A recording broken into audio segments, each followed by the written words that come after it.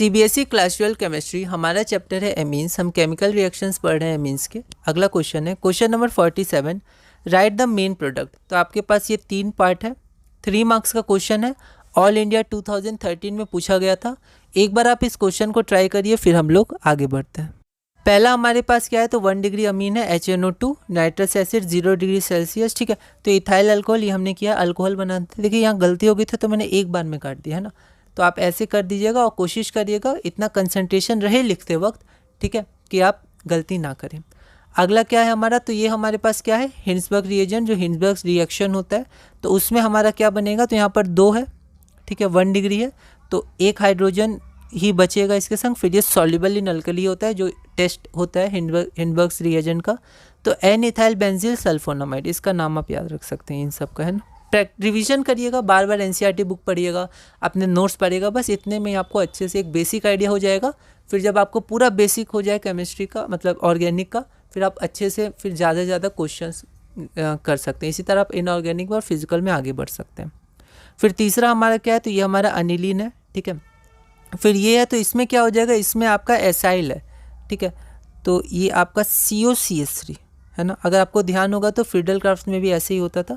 तो CH3 COCl, तो CO और CH3 ये जुड़ जाएगा, कहाँ जुड़ेगा, यहाँ जुड़ जाएगा, ठीक है। तो ये आपका रिएक्शन हो जाएगा, ठीक है। आप फिर भी एक बार इन तीनों रिएक्शंस को देख लीजिएगा।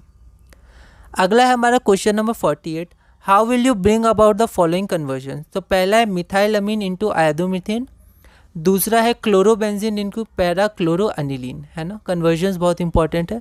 यह क्वेश्चन दिल्ली 2011 में 2 मार्क्स का पूछा गया था। एक बार आप इस क्वेश्चन को ट्राई करिएगा, मतलब ट्राई करिए, फिर हम इसे सॉल्व करते हैं।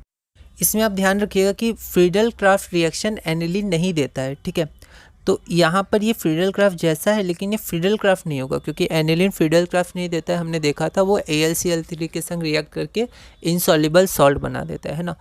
तो यहाँ पर आपका ये फॉर्मेशन होगा, COCH3 जुड़।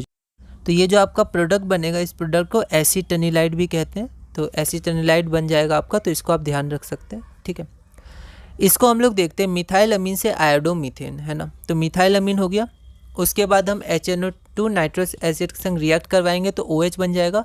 फिर आपको अगर ध्यान होगा तो हेलो एल्केन्स हेलो एरीन्स में एल्कोहल को जब एल्काइल हाइड्राइड में कन्वर्ट करते थे तो रेड फॉस्फोरस और X2, वहाँ XBr या I था, तो वहाँ एड फॉस्फोरस या फॉस्फोरस I2 के संग रिएक्ट करेंगे तो CH3I आयोडोमीथेन बन जाएगा।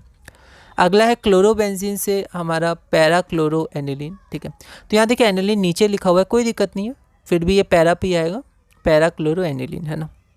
यहाँ देखिए यहाँ पर आपका Cl है, ठीक है। फिर HNO3 के संग रिएक्ट करा है तो फिर क्या हो जाएगा, पैरा पोजीशन पे आपका NO2 ग्रुप जुड़ जाएगा, ठीक है। Cl है, ऑर्थो पैरा डायरेक्टिंग है, ठीक है, मेजर होता है पैरा पे।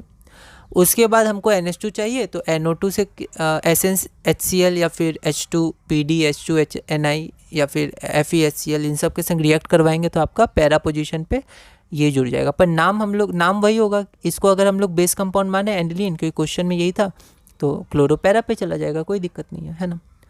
तो हमने अपना क्वेश्चन नंबर 48 यहाँ पर पूरा किया। अगला क्वेश्चन है क्वेश्चन नंबर 49।